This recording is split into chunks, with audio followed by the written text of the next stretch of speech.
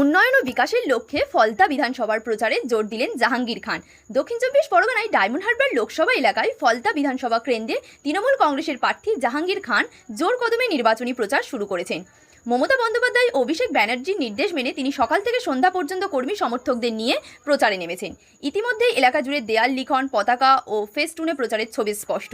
স্থানীয় বাসিন্দা, মহিলা কর্মী ও দলীয় সমর্থকদের ব্যাপক সাড়া মিলেছে বলে জানা গেছে। গতবারের রেকর্ড ভেঙে আরও বেশি ভোটে জয়ের লক্ষ্য নিয়ে প্রচারে নেমেছেন প্রার্থী। ফলতা এলাকায় উন্নয়ন ও বিকাশকে সামনে রেখেই এই নির্বাচনী লড়াইয়ে ঝাঁপিয়েছেন তিনি। মনোনীত তৃণমূল প্রার্থী হয়েছেন আপনি ফলতা থেকে।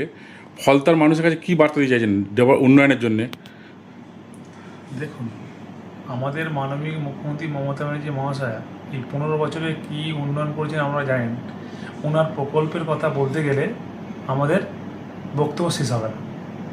ঠিক একইভাবে আমাদের প্রিয় নেতা, প্রিয় সাংসদ, সর্বাধিক তৃণমূল সাধারণ সম্পাদক শ্রী অভিষেক ব্যানার্জি মহাশয় এই ডায়মন্ড হারবার লোকসভা মাত্র 7টা বিধানসভায় 2019 থেকে 2024 এই 5 বছরে প্রায় 5,780 কোটি টাকার কাজ করেছেন।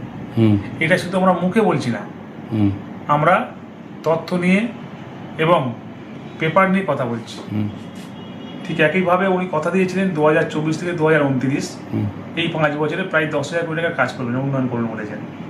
এই 7টা বিধানসভায় এক একটা বিধানসভায় কত কোটি টাকার কাজ হচ্ছে সেটা আপনারা বুঝতে পারছেন। তাই উন্নয়ন নিয়ে বলার কোনো জায়গা নেই। সাধারণ মানুষও জানে যে কীভাবে রাস্তাঘাট থেকে শুরু করে, পানীয় জল থেকে শুরু করে, স্বাস্থ্যব্যবস্থা থেকে শুরু করে, তারপরে একটা পর একটা প্রকল্প, এই যে যুবসাথী প্রকল্প, এই যে কৃষকদের যে অনুদান দেওয়া হচ্ছে, একই সঙ্গে এই যে লক্ষ্মী ভাণ্ডার টাকা আবার বৃদ্ধি করা হলো। যাই উন্নয়নের কথা তো বলার কোনো জায়গায় নেই। মানুষ সত্যি তারা খুশি, আপ্লুত। উন্নয়নে কোনো প্রশ্ন নেই। তবুও মানুষের চাহিদা বা আশা শেষ থাকে না। তাই আগামী দিনে মানুষের যে চাহিদা আছে, যে আশা আছে, সেই আশাটাকে কীভাবে আমরা আমাদের ক্ষমতা, ইতিহাস, সামর্থ্য অনুযায়ী কীভাবে আগামী দিনে আমরা সেটা পূরণ করতে পারি, সেটা নিশ্চয়ই আমরা চেষ্টা করব। কিন্তু আমরা সারা বছর মানুষের সঙ্গে ছিলাম, আছি, আগামী দিন থাকবো।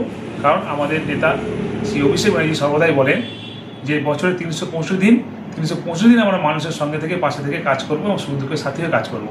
আমরা কারোর মতো শীতের পাখি আর বসন্তের কোকিলের মতো ঠিক নির্বাচন আসলে মানুষের কাছে দরবারে যাব এই ধরনের আমরা কর্মসূচি নিই না। আমরা ইলেকশনের সময় কোনো কর্মসূচি করি না। আমরা সারা বছর মানুষের সঙ্গে থেকে কাজ করি। তাই অনেকে আছে ইলেকশন আসলে শীতের পাখির মতো, বসন্তের কোকিলের মতো ভোট ভিক্ষা চাইতে আসে। আমরা ইলেকশনের সময় ভোট ভিক্ষা দিতে চাই না। আমরা সারা বছর মানুষের অন্তরে থাকবো, মানুষের মনের জায়গায় থাকবো, থেকে মানুষকে নিজের আপন করে নিয়ে, প্রত্যেকটা মানুষকে, প্রত্যেকটা পরিবারকে নিজের আপন, নিজের পরিবার মনে করে, স্বজন মনে করে আমরা সবাইকে সঙ্গে নিয়ে আগামী দিনে পথ চলবো। এইভাবে আমরা বিগত দিনে করেছি, আগামী দিনে করবো। আপনি তো নিজে একটা জেলা পরিষদে কর্মদক্ষ পূর্ত এবং পরিবহন দপ্তরে আপনি প্রচুর কাজ করেছেন। আর আমি মানে ঘুরছিলাম আপনার ফলতারিয়ায়, যে নদীর পাড়ে যেগুলো ধীবররা বাস করছে বা জেলেরা যারা ধীবর, ওদের তো যে কোনো মানে প্রাকৃতিক দুর্যোগ হয়ে গেলে ওদের সমস্যা একটা দেখলাম যে কোনো সমস্যা মানে হতে পারে। তারপর আপনি কি করবেন? কাজ কমপ্লিট হয়ে গেছে, আপনারা দেখে আসবেন।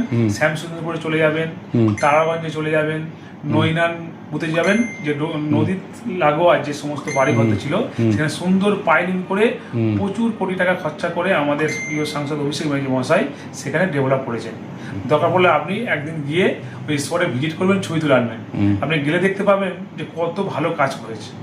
আচ্ছা, আরেকটা জিনিস হচ্ছে আপনার ফলতারিয়া প্রচণ্ড মানে ইন্ডাস্ট্রিয়াল বেল্ট, কিছু কিছু কারখানা বন্ধ হয়ে গেছে, শ্রমিকরা বেকার হয়ে গেছে। সে ব্যাপারে আপনার কি বার্তা আছে পরবর্তীকালে আপনি এমএলএ হওয়ার পরে? সেটা আমাদের সাংসদ শ্রী অভিষেক ব্যানার্জি মহাশয়ের সঙ্গে কথা হয়েছে।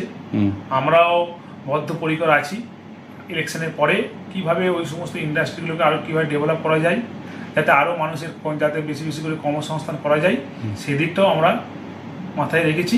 আগামী ইলেকশনের পরে আমরা সেইগুলোকে ফলো আপ করবো বা লক্ষ্য রাখবো।